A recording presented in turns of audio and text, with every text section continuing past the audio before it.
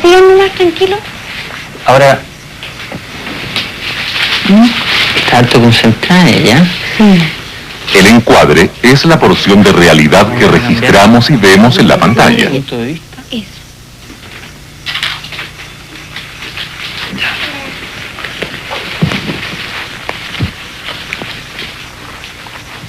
Eso sí, la cara por lo menos se ve como si tuviera volumen. Tú sigues jugando. Sí, porque le estás tomando el costado, así que... Sí. Porque En el encuadre siempre hay que considerar algún punto de vista más interesante, más atractivo o más original. Con la cámara podemos descomponer la realidad en fragmentos seleccionados por nuestro encuadre. Y después recomponer esa realidad dándole un sentido de continuidad visual. Esto es, conformar un todo ordenado.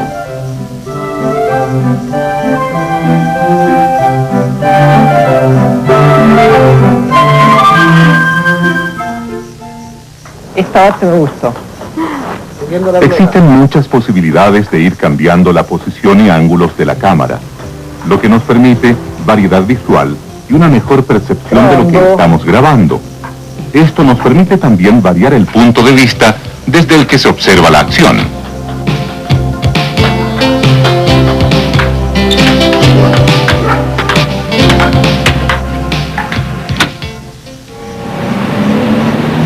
Con el encuadre, fragmentamos la realidad en tomas o planos.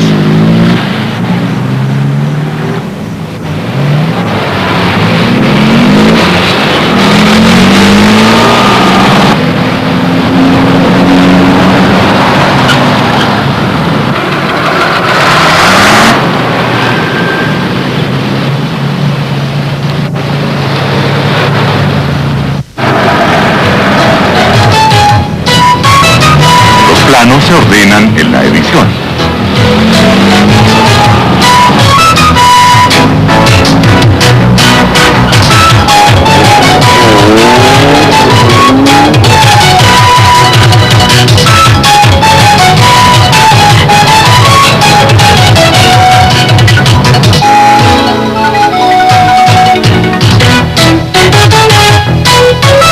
Con la suma de los planos editados, se recompone un todo.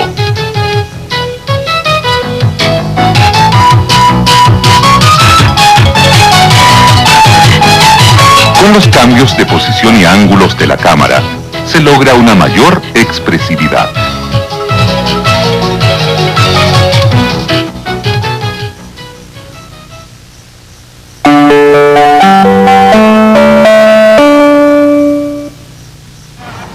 ¿Está bueno eso? ¿De arriba? Grabando. El plano general o de conjunto sirve para señalar la ubicación donde ocurre la acción. Listo.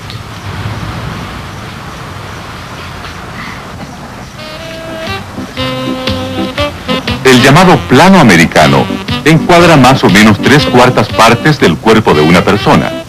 Permite que se vea más cercano y que se aprecien también las cosas que la rodean. Voy a tomarlo de más cerca. El plano medio delimita la figura humana desde la cintura hasta la cabeza. Es el límite de aproximación para establecer referencias con el entorno. A ver, Mario, sonríe. Eso, sonríe, bien, ¿cómo se sonríe? A ver, la mamá también sonriendo. El primer plano está delimitado por los hombros y la cabeza de una persona y se utiliza para destacar alguna reacción del rostro. Es de los Ya, invitados. están llegando los invitados. Jorge.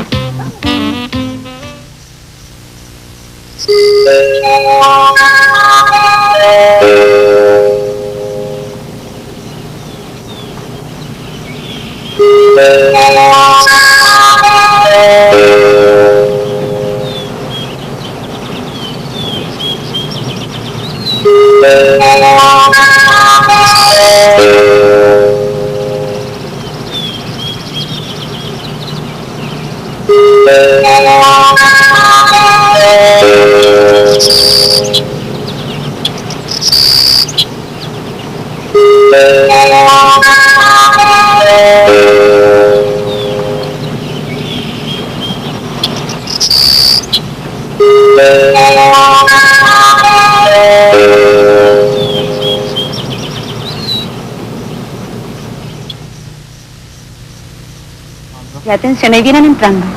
La panorámica es un movimiento de rotación de la cámara sobre su eje equivalente al giro que realiza una persona con su cabeza al mirar, siguiendo un movimiento o buscando otro punto de atención. Niños, a la mesa.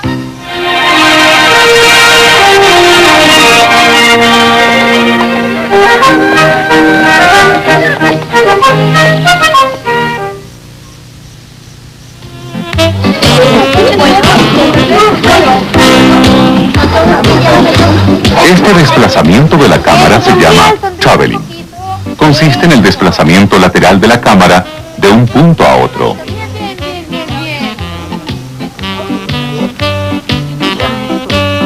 Hola, doctor. Buenos días, doctor.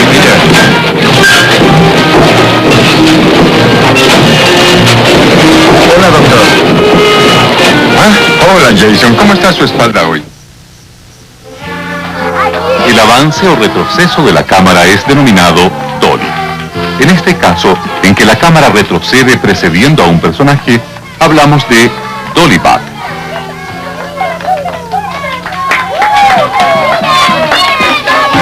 Cuando la cámara se desplaza siguiendo a un personaje, hablamos de dolly in.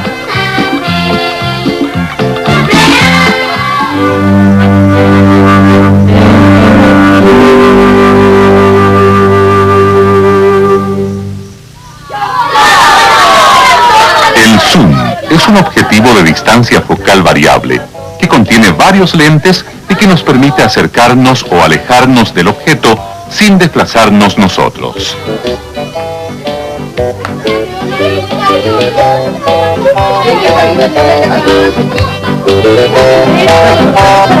Cuando nos acercamos, se denomina un zoom in.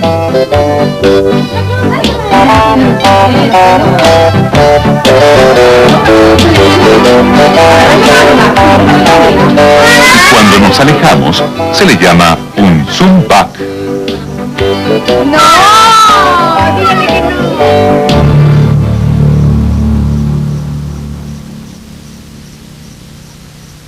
Está muerto.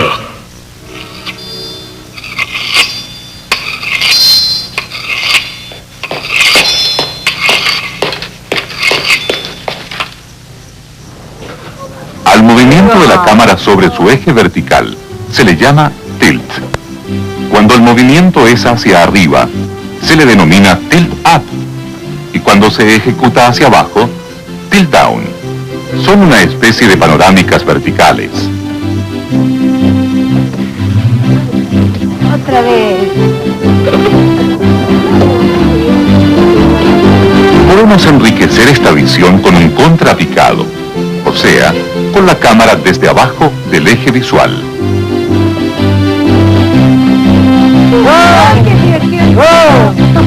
Y podemos hacer una toma complementaria en picado de la misma acción.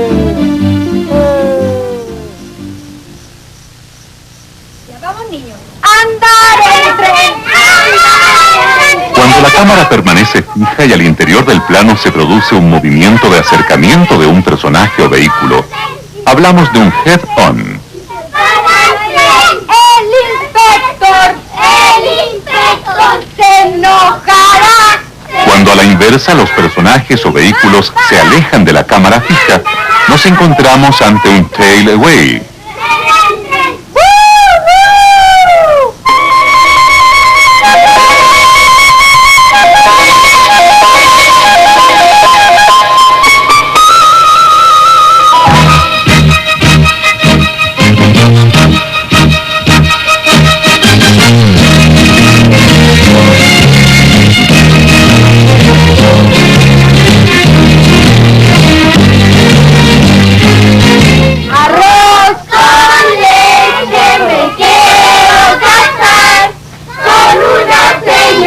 Otro movimiento interno en el plano es el cross screen, que se produce cuando las personas cruzan el cuadro de derecha a izquierda o viceversa.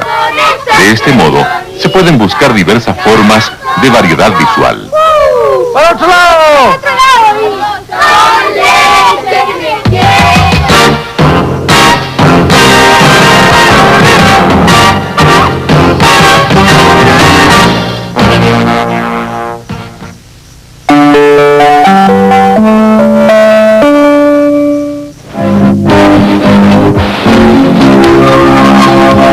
Es importante que el espectador no se desoriente respecto de su ubicación en el espacio que está observando.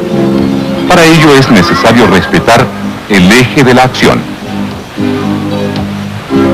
Este eje de la acción es una línea imaginaria frente al espectador que establece una relación entre los elementos del encuadre y forma un ángulo de 180 grados dentro de los cuales podemos situar nuestra cámara.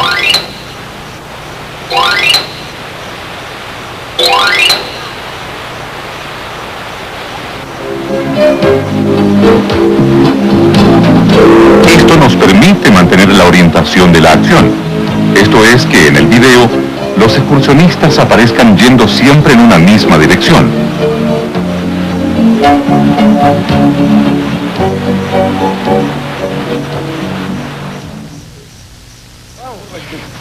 Al respetar el eje de la acción, se mantiene el principio de continuidad llamado raccord. Existe el raccord de dirección. El raccord de dirección dispone que si un personaje u objeto sale por un extremo del cuadro, en el plano siguiente deberá entrar por el extremo opuesto, para mantener la impresión de continuidad.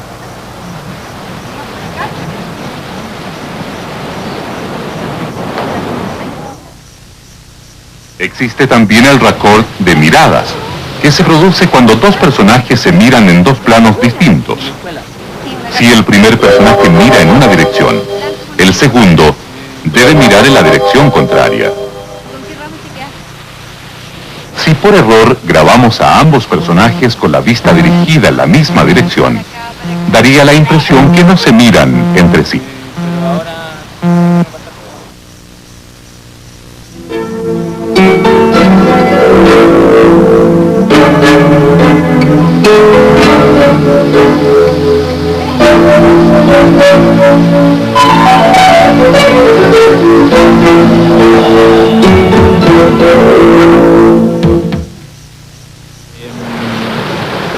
Finalmente tenemos el raccord de posición.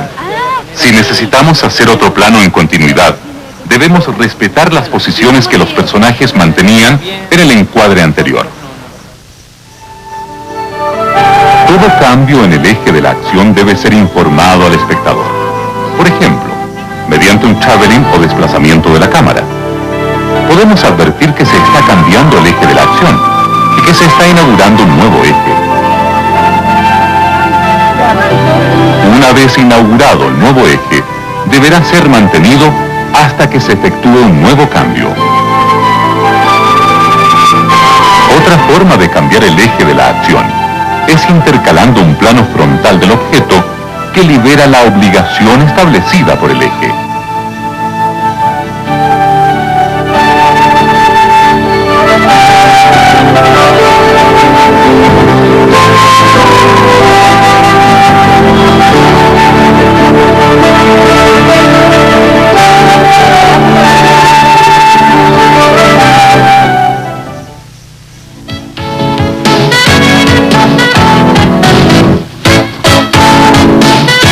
La duración del plano debe ser legible, esto es, claramente perceptible por el espectador. Así, un plano general necesita una duración mayor que un primer plano.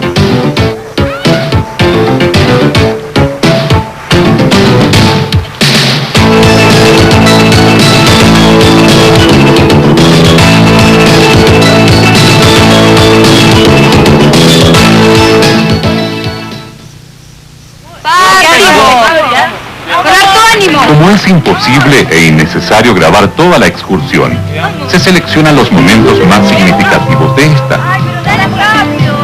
Esto genera una ruptura de la continuidad en el tiempo. Esta ruptura del tiempo que se produce entre dos planos se llama elipsis.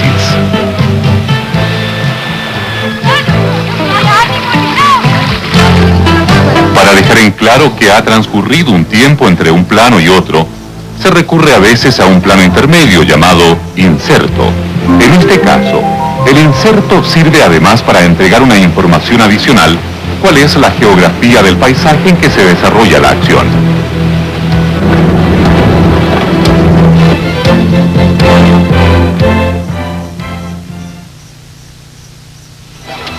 Todo movimiento de cámara debe iniciarse en una situación determinada para llegar a otra situación más interesante o más impactante.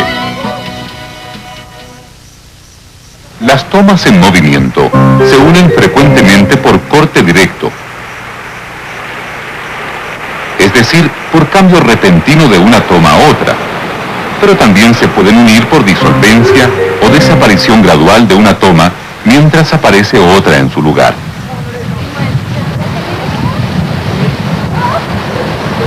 Esto permite un acomodo más suave de la atención del espectador. Cuando la disolvencia se hace oscureciendo la imagen hasta dejarla negra, se habla de fade out de imagen. Cuando se inicia una imagen desde negro, se llama fade in de imagen. Las disolvencias, los fade out o los fade in, a menudo se utilizan para señalar una transición de tiempo o elipsis.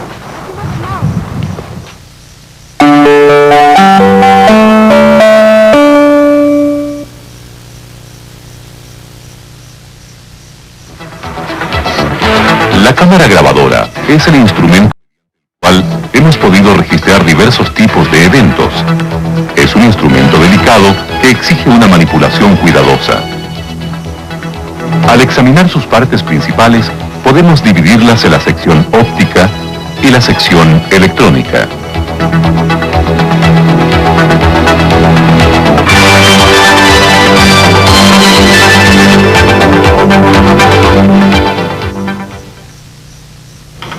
Jorge, mucha atención. ¿Vemos lo que pasa? La luz que proviene de un objeto pasa a través de un sistema óptico llamado lentes y converge en el plano focal, formando la imagen sobre una superficie fotosensible. Toda lente se caracteriza por su distancia focal.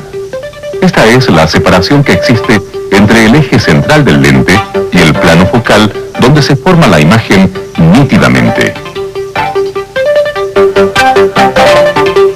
A mayor distancia focal, mayor es el poder de aumento de la lente.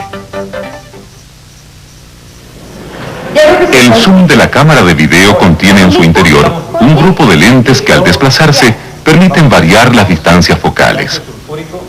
Aquí a la sacarosa, que tiene Un gran angular, que es el lente de distancia focal más corta. El lente normal, que es parecido al ángulo de nuestra visión. Y el teleobjetivo, que tiene la distancia focal más larga y que produce un efecto de aumento. Todo lente y todo zoom incluye además un diafragma, que es una abertura por donde pasa la luz a través de la lente.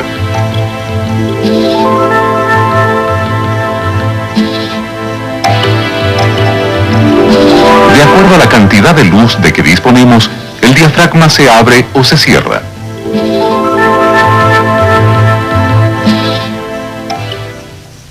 A diferencia del ojo humano, los lentes tienen un espacio más reducido que permite ver los objetos con nitidez. Energía eléctrica. Estas reacciones se llaman reacciones endergónicas. A ese espacio se le llama profundidad de campo. Es un espacio que comprende la distancia más cercana y la más lejana, dentro de la cual obtenemos imágenes nítidas.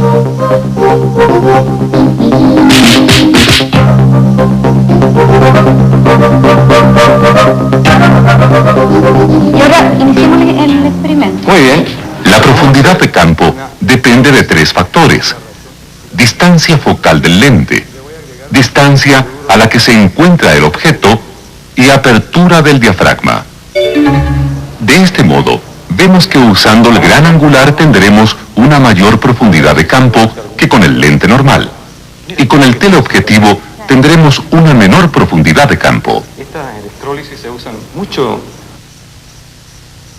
La escala de enfoque de cada lente tiene un límite de distancia con el objeto enfocado. Habitualmente los zoom tienen una escala que va desde una distancia que permite una aproximación mínima de 90 centímetros. Una aproximación mayor exige la utilización del macro, el que, al permitir acercarse más al objeto, hace posible grabar sus detalles.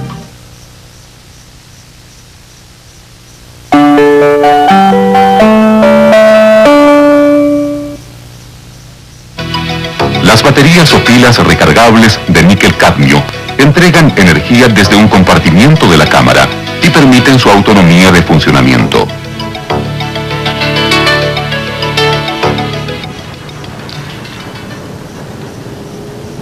Es necesario tener presente el tiempo de autonomía de la cámara, calculando la cantidad de carga disponible en la batería en cada jornada de grabación. Me parece muy bien. Oye, ¿esa es la luz de la batería? ¿Esa? Tenías toda la razón, Inés, entonces se está acabando. ¿Y tenemos más batería? Sí, sí hay más. Ya. Dentro del visor de la cámara existe un indicador llamado Low Battery, que advierte que la batería ha agotado su carga y debe ser reemplazada.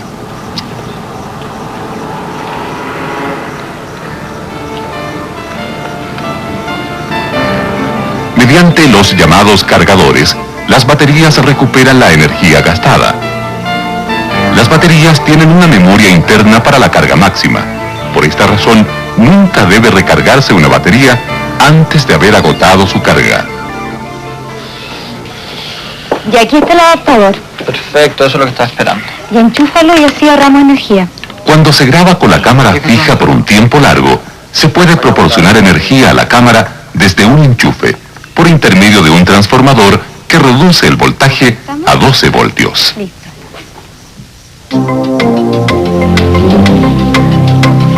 El visor es un pequeño monitor monocromático que mediante un sistema de espejos nos permite ver lo que estamos grabando.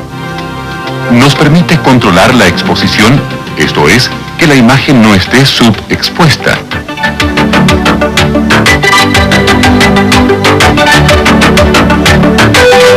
Ni sobreexpuesta. Además de la señal de low battery dentro del visor, encontramos otros indicadores. Una luz roja que advierte que se está grabando, o bien una indicación escrita, dependiendo del tipo de cámara. El sistema de ganancia permite aumentar la sensibilidad de la cámara a la luz, cuando se graba en condiciones de escasa luminosidad. Sin embargo, esta ganancia se traduce también en un aumento de granulosidad y una pérdida del color en la grabación. La idea es que haya auto y podamos tomar el contexto donde estamos parados. Ya, entonces fíjate la velocidad de cámara para que la imagen no salga borrosa. Ya, voy a Con revisar. el indicador de obturación se puede variar la velocidad del obturador electrónico de la cámara. ¿Qué te parece? 1 partido por 2000. Sí. Yo creo que ahí los autos se van a detener, o sea, la imagen va a quedar nítida. Ya, eso es lo importante. Esta variación de obturación puede ir de velocidades de un 100avo hasta un 10.000avo de segundo. Esta posibilidad de variación permite obtener imágenes nítidas de objetos en movimiento o eliminar el parpadeo que produce la iluminación con tubos fluorescentes. No, yo creo que con esto es suficiente. No sé si estas imágenes queden muy bien porque están demasiado contrastadas. ¿Y si usas el diafragma manual? Bueno, vamos a ver qué pasa. Al utilizar el diafragma automático de la cámara, este se ajusta de acuerdo a la luminosidad del centro del encuadre. De este modo, en ciertas condiciones de luz, corremos el riesgo de dejar a nuestro sujeto principal subexpuesto. Este problema suele presentarse en los movimientos de cámara en los que se producen cambios en la intensidad de la luz. Algunas cámaras permiten la selección manual del diafragma, lo que posibilita al camarógrafo elegir una abertura que exponga adecuadamente al sujeto principal. ¿Con eso estaríamos?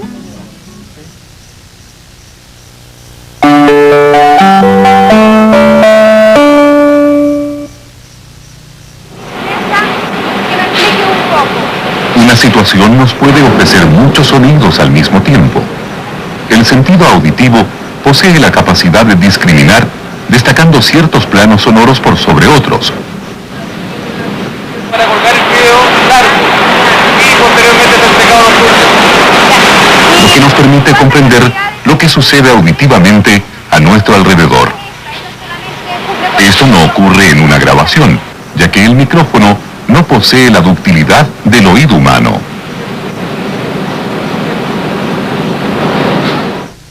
Sí, voy a partir aquí, va a terminar antes que mejor que me ponga por este lado para no cambiar de lado, estar dentro del campo. El sonidista debe identificar los sonidos principales y parásitos o indeseados que existen en el ambiente en el cual se graba.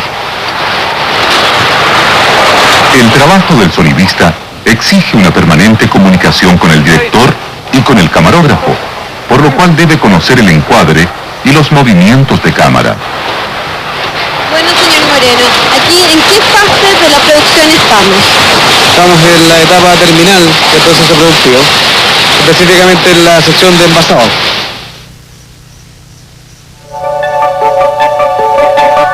Los micrófonos incorporados a las cámaras son de condensador y son alimentados por un preamplificador que funciona a batería.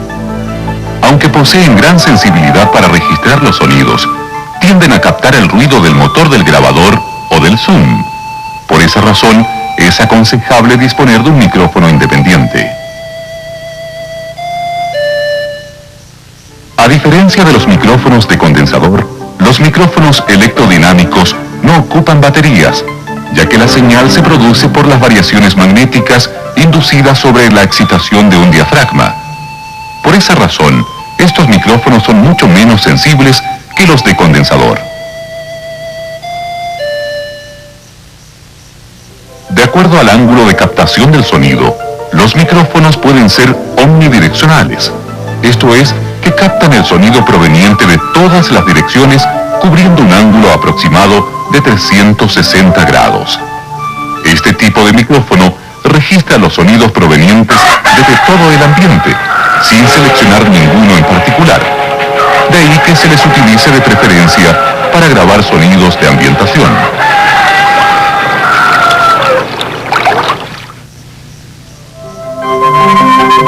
El micrófono direccional, en cambio, privilegia el sonido que proviene de la dirección hacia la que apunta el micrófono, reduciendo su sensibilidad a un ángulo de algunos grados dentro de la dirección apuntada.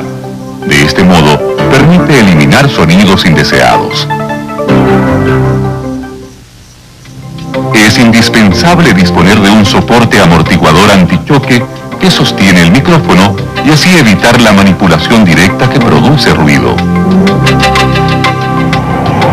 También es necesario utilizar una funda para vientos con el fin de evitar ruidos de fondo. Es conveniente su uso tanto en las grabaciones de exteriores como de interiores. En esta toma es súper importante, Jorge, que no se vea el micrófono. Sí, que en eso estoy. Ya. Jorge, estoy viendo el micrófono, lo veo. Es que si no lo escucho bien. Voy a usar una caña mejor. Un accesorio indispensable es la pértiga extensible que permite al sonidista situarse y moverse con libertad sin entrar en el campo de visión de la cámara. Para ello se puede adaptar una caña de pescar de fibra de vidrio instalándole una suspensión de micrófono en un extremo suficientemente firme. La pértiga extensible debe sostenerse por encima de la cabeza de los sujetos y el ángulo formado por el micrófono debe ser aproximadamente de unos 60 grados respecto de la vertical. Perfecto. Ahí no lo dejo. Vale. Listo.